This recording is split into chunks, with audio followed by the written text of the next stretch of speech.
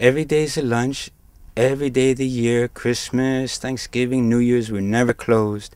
And we offer a free lunch, a nice nutritious meal to the poor and the homeless. Whoever walks in off the street, they are seated with dignity and kindness. That kindness is what you can find every day at the Emmanuel Dining Center just off of North Jackson Street in Wilmington.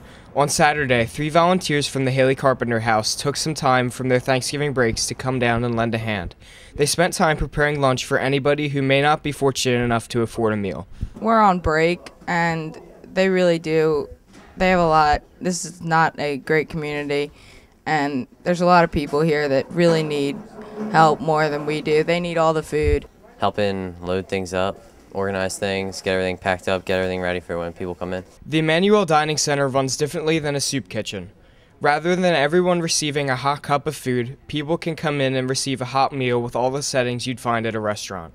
You're seated like you would in a restaurant or a nice diner, and that adds to the atmosphere of the dignity and respect for everybody that comes in. I think it astonishes them.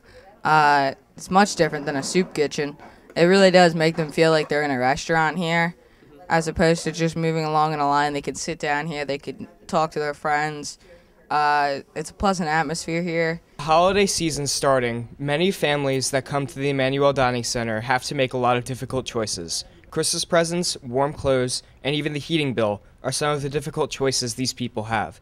However, sometimes getting a free meal can go a long way to helping less fortunate get something a little bit more. It's always nice to put a smile on someone's face. I mean, I heard the brothers say that maybe they can use the money to buy something else. Picks up their spirits and gives them encouragement that you can make it, you can go forward, that you can make ends meet, because especially towards the end of the month when the money really gets tight. Reporting for WSAL, this is Alex Miller.